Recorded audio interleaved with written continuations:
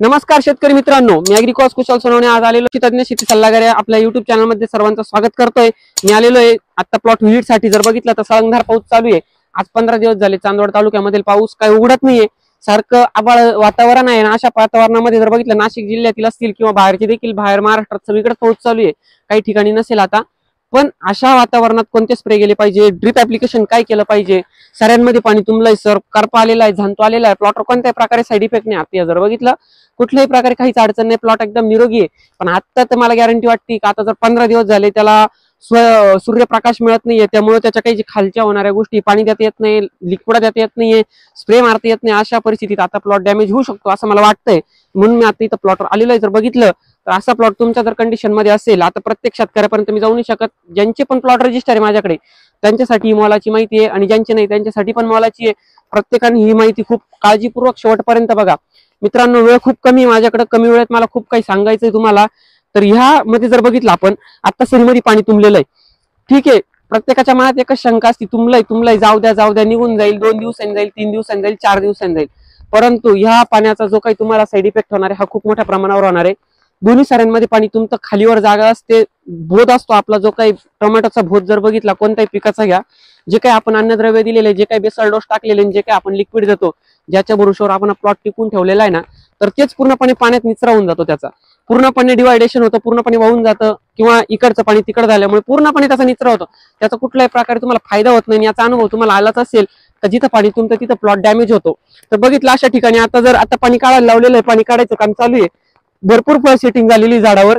आणि अशा परिस्थितीत तुम्हाला जे स्प्रे टाकायचे, तुम्हाला स्प्रे असे टाकायचे का प्रिव्हेंटिव्ह मध्ये असतील किंवा क्युरेटिव्ह मध्ये असतील, आता कोणताही केला तरी काय अडचण नाहीये, दोन्हीही तुम्हाला करावंच लागणार आहे, जेणेकरून जास्तीत जास्त लॉंग ड्युरेशन तुम्हाला रिझल्ट मिळाला पाहिजे। माझं बोलणं थोडं फास्ट होतं, तुम्ही समजून घ्या। स्कोर, कवच आणि स्टेप्टो, स्कोर 100 मिली, कवच 250 ग्राम आणि स्टेप्टो 60 ग्राम हा पहिला स्प्रे तुम्हाला घ्यायचा आहे। 5 ते 6 दिवसासाठी टिपका, गेरवा, करपा आणि झांतो यासाठी तुम्हाला चांगला रिझल्ट मिळेल। त्यानंतर मित्रांनो पुढचा जो स्प्रे घ्यायचा आहे तुम्हाला Z78 400 ग्राम, सेविक 120 ग्राम हा स्प्रे टाकल्यानंतर तुम्हाला कमीत कमी 3-4 दिवसाचा कालावधी मिळतो। त्यानंतर आता ह्या प्लॉटला जर बघितलं मागे 2-3 तासासाठी उघडण मिळाली, तर त्यावेळेस जो स्प्रे घेतलेला आहे तो अँप्लिगो आणि मेरिऑनचा टाकलेला आहे, त्याआधी कॉपर स्टेप्टो पण गेलेले आहे। मी अँप्लिगो वापरताना आपण वापरलेलं होतं 80 मिली आणि मेरिऑन वापरलेलं होतं आपण 100 मिली।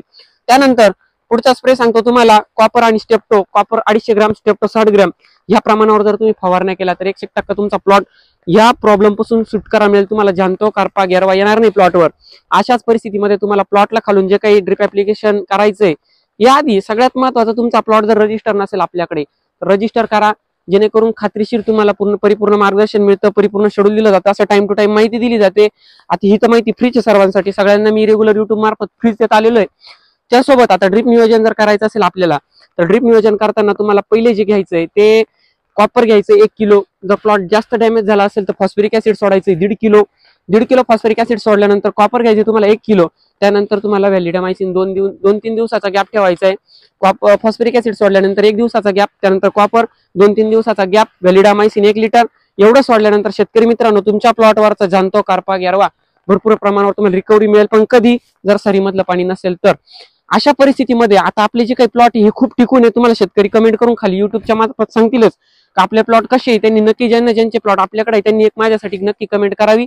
त्यानंतर ही सेटिंग पिरियड आहे, कुठल्याही प्रकारे सेटिंग कूच झाली नाही। आज साधारण कमीत कमी किती 8-15 दिवस झाले असतील ना, 8-15 दिवस झालेले, ऊन पडत नाहीये तरी देखील कोणती कूज नाही झाली, सेटिंग शेंड्यापर्यंत होतीये, खाली फळ भरपूर लागलेलं आहे, बुडफळ लागलेलं आहे बघा तुम्ही, भरपूर प्रमाणात प्लॉट आज 50-52 दिवसाचा वाटतं, 50-52 दिवसाचा आहे। फक्त घ्यायची काळजी तुम्हाला जी ती पूर्ण सांगितलेली व्हिडिओमध्ये, या व्यतिरिक्त आता तर मला जास्त मार्गदर्शन करता येणार नाही, कारण मी पण आता पूर्ण ओला झालेलो आहे। जर बघा तुम्हाला योग्य वाटलं तर नक्की मार्गदर्शन घ्या, एवढं तुम्ही सांगू शकतो। आणि जर कोणाला काही प्रॉब्लेम असतील कमेंटमध्ये कळवा, दिलेले नंबर व्हॉट्सअप रजिस्टर करून घ्या, 100% तुमचे प्लॉट रजिस्टर झाल्यानंतर मार्गदर्शन मिळेलच तुम्हाला। योग्य वाटलं तर गरजू शेतकऱ्यांपर्यंत पाठवा, ज्यांचे प्लॉट हयात आहे त्यांच्यापर्यंत पाठवा, प्रत्येक शेतकऱ्याचा फायदा व्हायचा आपली इच्छा आहे, आणि करपा गेरवा नियंत्रण व्हावी आपलं मनापासून प्रत्येकाची इच्छा आहे, जेणेकरून पुढे जो काही भाव वाढेल किंवा कमी होईल हे आपल्याला शाश्वती नाहीये। पण जे काही मी व्हिडिओमध्ये भावाचा अंदाज तो टाकलेलाच आहे, त्यानुसार जर भाव वाढलेच तर तुमचाच फायदा होईल। धन्यवाद मित्रांनो, माहिती आवडल्यास गरजू शेतकऱ्यांपर्यंत पाठवा, आवडल्यास एक कमेंट नक्की करा आणि प्रत्येकापर्यंत पोहोचवा हीच माझी मनापासून इच्छा आहे। धन्यवाद।